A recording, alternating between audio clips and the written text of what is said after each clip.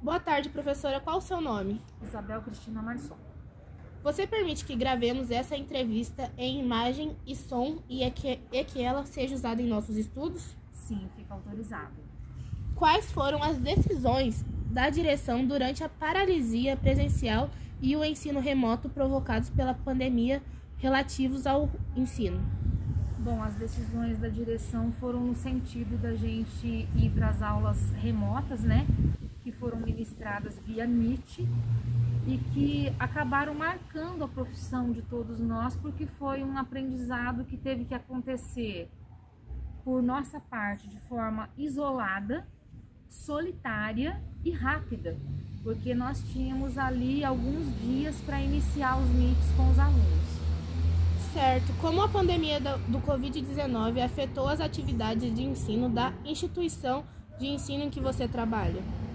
Eu senti, depois que eu voltei para a sala de aula, eu senti que o grau de maturidade dos alunos foi um tanto quanto prejudicado. Eu acho que quando a gente convive coletivamente, é mais fácil da gente amadurecer e aprender. Então, uma das coisas que eu entendi da pandemia é que esse ensino isolado, ele prejudicou um pouco o grau de maturidade e a organização dos estudos por parte dos alunos.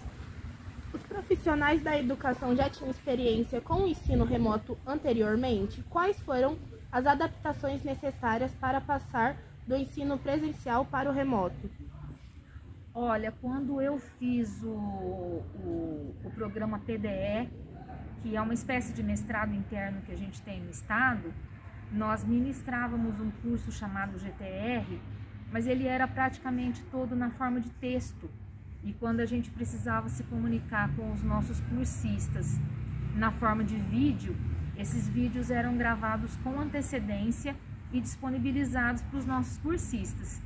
Essa foi uma das únicas experiências que a gente teve de ensino à distância, mas não era com tanta carga horária como foi no período da pandemia. Porque no período da pandemia, por exemplo, eu cumpria 40 horas aula via Meet, né? Que ações foram desenvolvidas para promover a assiduidade dos alunos da firma a aderir ao ensino à distância? Eu não tive dificuldade de adesão dos alunos. Eu acho que nesse sentido, o que acaba acontecendo é um pouco da identidade que você cria na escola. Então, se você cria uma identidade assim, a Isabel é brava, a Isabel vai perceber que você não tá, você tem que estar na aula da Isabel, então o que acontece? Todo mundo estava na aula da Isabel, então eu não tenho reclamação nenhuma quanto à assiduidade. Eu compreendo que muitos alunos ficaram adoecidos, muitos alunos tinham a responsabilidade de cuidar de suas casas. Eu tinha alunos que tinham a responsabilidade de cuidar de irmãozinhos mais novos. Isso prejudicava um pouco o aprendizado, mas eles sempre faziam um esforço para estar presentes.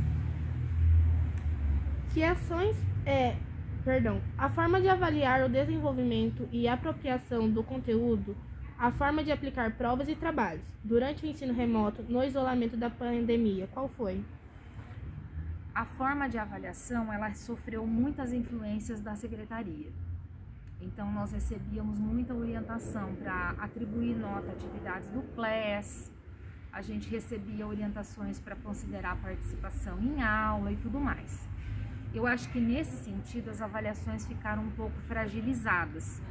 Então, agora nesse retorno, que foram 6 meses do ano passado e agora em 2022, a gente tem retomado as formas mais tradicionais de avaliação.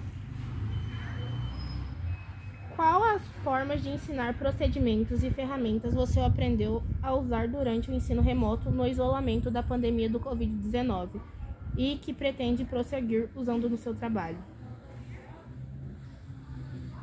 Eu acho que a gente aprendeu um pouco mais a manusear o Classroom e é alguma coisa que eu uso periodicamente quando necessário.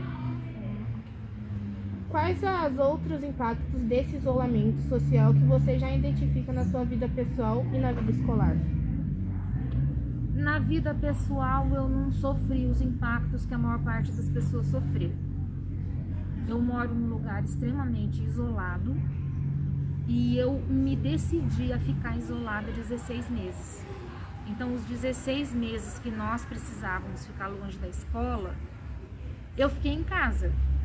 E para mim não foi difícil porque eu moro num lugar que eu tenho muito o que fazer, então eu fiquei plantando árvore, cuidando dos bichos, cuidando do gramado, um pouco mais de olho na casa. Então, para mim, a pandemia foi um momento de olhar para mim, avaliar o que eu tinha feito da minha vida, o que eu gostava da minha construção pessoal e de avaliar o que eu queria fazer nesse pós-pandemia, tanto no campo profissional como no campo pessoal. E durante a pandemia eu escrevi 2 livros, eu publiquei um deles já, o segundo sai agora em final de julho, começo de agosto, é o meu primeiro livro infantil. Então, durante a pandemia, eu consegui organizar muita coisa do meu trabalho intelectual que, às vezes, no corre da escola a gente não consegue. E, em termos profissionais, eu senti muita dificuldade de dar aula no período da pandemia, porque eu acho que o sistema de avaliação foi muito fragilizado. A gente não tinha muita certeza se era o aluno que fazia ou se ele tinha buscado essa resposta no Google. Quando você dava atividades de participação oral, muitos alunos não tinham muita familiaridade com o Meet, não conseguiam se apresentar. Então eu acho que essa fragilidade das avaliações me preocupou um pouco. Certo, professora. Obrigada por participar do nosso questionário. Eu é que agradeço pela entrevista. Um abraço a toda a turma.